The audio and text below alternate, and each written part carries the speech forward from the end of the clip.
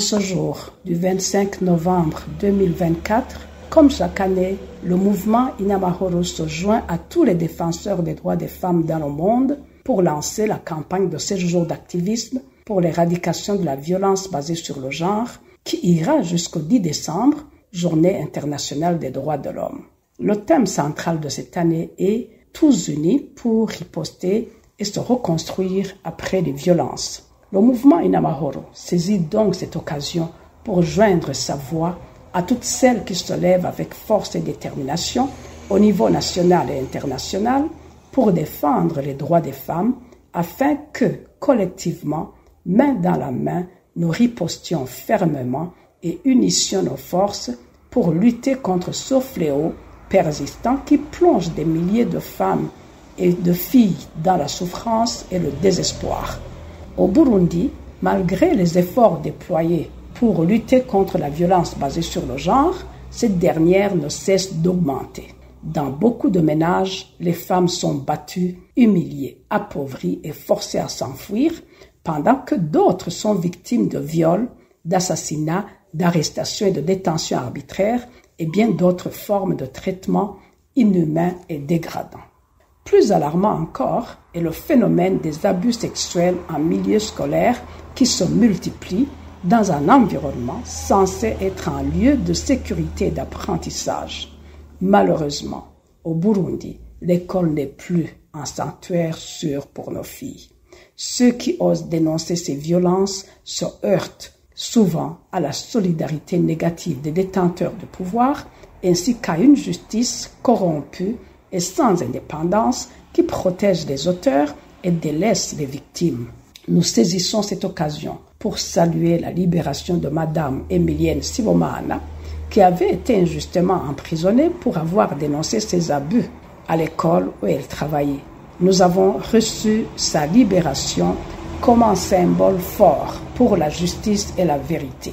Nous encourageons vivement toutes les femmes et les hommes intègres à s'unir tous pour dénoncer ces actes ignobles et soutenir la lutte pour la protection des droits des filles. L'éducation est la clé de la paix et du développement durable.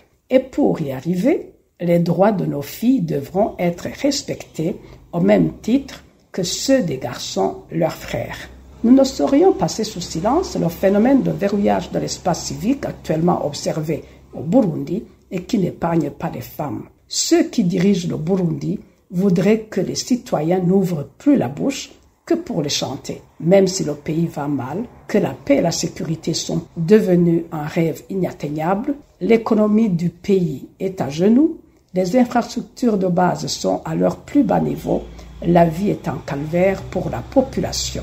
Les citoyens n'ont plus le droit de s'exprimer et de dire ce qui ne va pas. Quiconque le fait est arrêté et emprisonné, enlevé pour disparaître sans trace ou tout simplement tué, sauf si la personne a la chance de s'exiler. Contrairement à ce qu'on voyait par le passé, ce genre d'agissement n'épargne plus les femmes et les filles, au contraire. Elles sont nombreuses, les femmes détenues et exilées, parce qu'elles défendent la paix et le droit au Burundi. Nous apprécions encore à sa juste valeur l'élan de justice et d'humanité manifesté par le président de la République du Burundi dans la libération de la journaliste Floriane Irangabiye. Que cet élan ne s'éteigne pas. Elles sont encore nombreuses, les Sandra Muhoza et toutes ces autres sœurs qui croupissent dans les prisons et d'autres en exil sans avoir jamais posé aucun acte justifiant ce genre de traitement. Face à la recrudescence inquiétante de la violence à l'égard des femmes et des filles au Burundi, nous appelons instamment les institutions étatiques concernées, en particulier les ministères de l'Éducation, de la Justice et des Droits humains, ainsi que les responsables de la sécurité, à intensifier leurs efforts pour protéger les femmes et les filles et garantir leur sécurité. Il est impératif que des actions concrètes soient menées pour prévenir ces violences et assurer une justice véritablement équitable.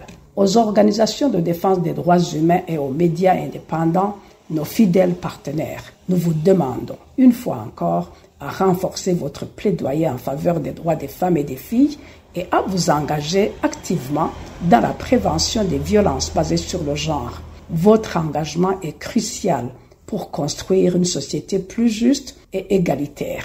À tous les hommes et les garçons, nos frères, nos compagnons et nos fils, nous vous invitons à prendre pleinement conscience de votre rôle dans la prévention des violences basées sur le genre. Vous le savez tous, les victimes de ce genre de violence peuvent emporter des stigmates toute leur vie et cela affecte naturellement leur entourage dont vous faites partie.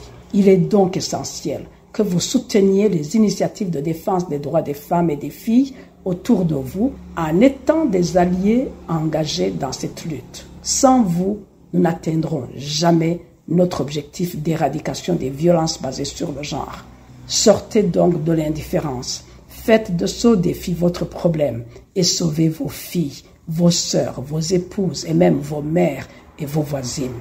Lorsque les violences basées sur le genre deviendront une honte inacceptable pour votre communauté, le Burundi sera sauvé et ne connaîtra plus l'opprobre et le déshonneur liés à ces actes ignobles. Enfin, à nos femmes et filles Barundikazi, ne l'oublions jamais, ce combat est le nôtre.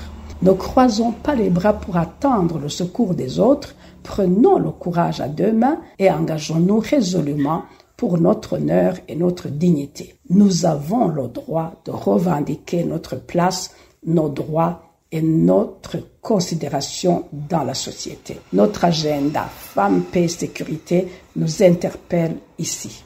Ayons confiance en nous-mêmes et renforçons notre unité et notre solidarité. Notre voix est suffisamment puissante pour résonner partout et constituer une riposte contre les violences basées sur le genre que nul ne pourra ignorer. Tous ensemble, ripostons et œuvrons à la reconstruction après les violences.